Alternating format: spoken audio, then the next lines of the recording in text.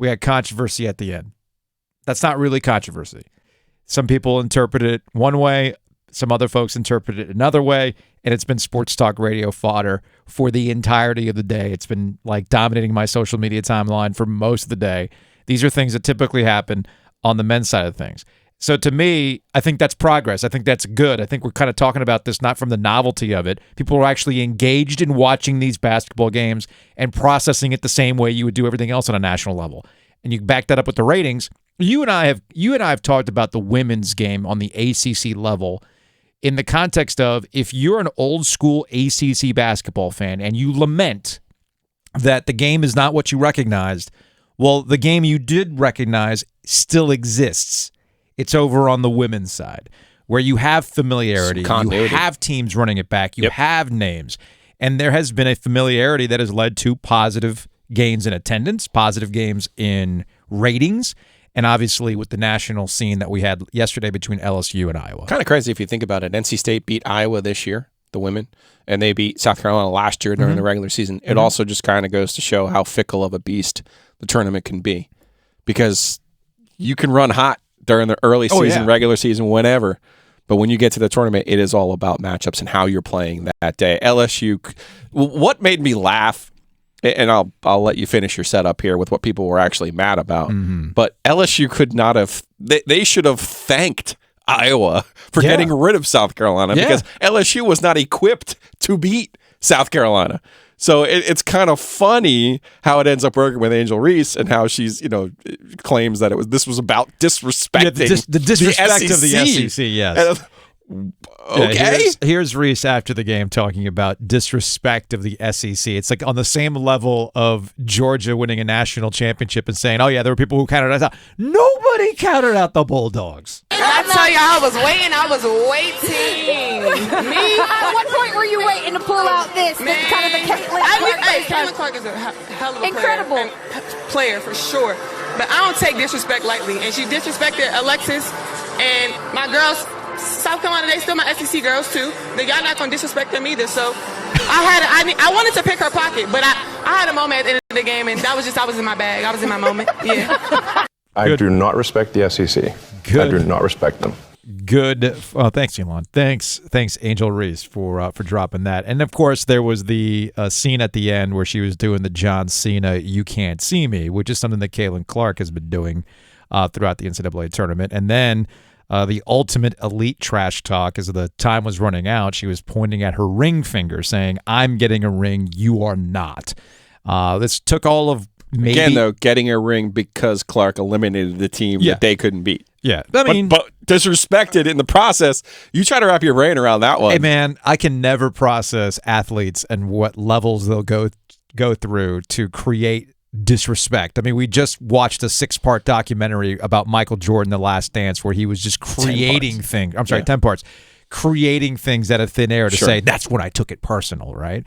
Which gets to my larger point. It is interesting to me always who we decide to laud when it comes to trash talk or that cutthroat mentality. They'll gut you on the court. They'll gut you on the playing field, and they'll win the championship when we respect it, right?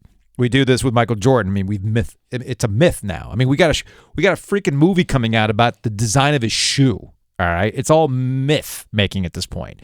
Kobe Bryant, same boat. Kobe system, more, all those things. The Mamba mentality that everybody really wanted to embrace, and it's interesting to me when we decide that's okay, that we appreciate and respect the Mamba mentality, and then when we see something we don't like, and that's exactly what it played out with Angel Reese and Caitlin Clark. So this is coming from somebody who is being as honest with you as possible.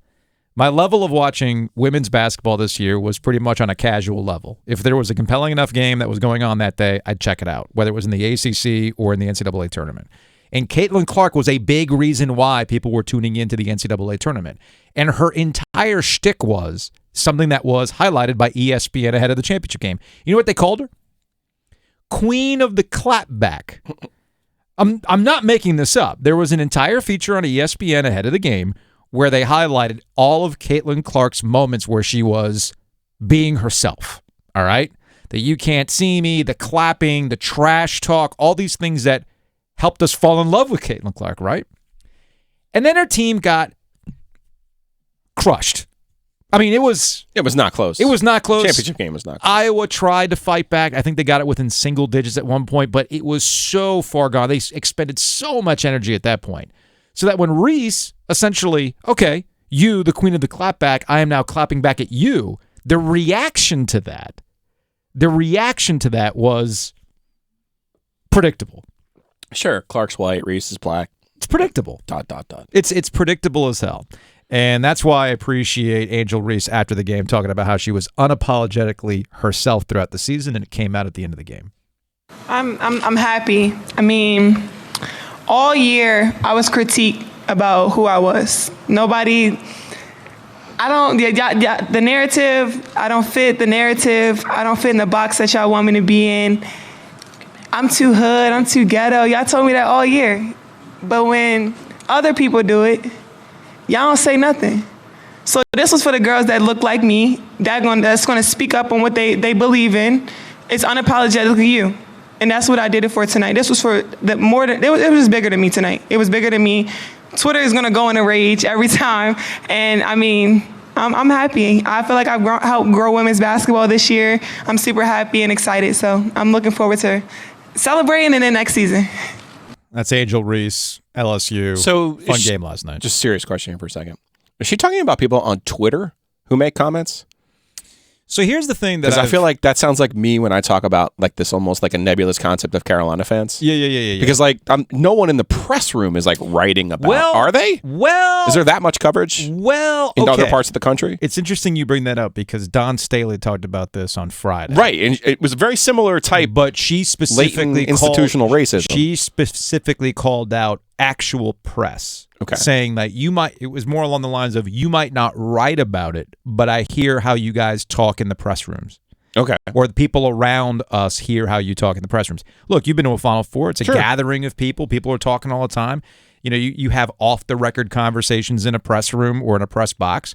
And what she was referencing, what Don Staley was referencing on Friday was, the way I interpret it, conversations that take place in a press box. Okay. Conversations that take place in a press room. Things that you would never write, you would never tweet, but you say that in private company, you got picked up on, and that's what she was. I'm sure with Angel Reese, though, there's been stuff on her social media of people saying to her, "You're hood." I'm you're sure. This. I'm sure, and that's the one thing that you and I also need to understand when it comes to women's basketball. While it might not necessarily bleed over into the mainstream press, there is a highly motivated and robust level of coverage to women's basketball where she's in it. I mean, there's a reason why when we talk about NIL, the biggest winners in NIL, we're actually coming from the women's basketball side because it's a very motivated demographic. I was going to say, it's organic social media. It's not coverage. No, it's organic. Yeah. It's organic.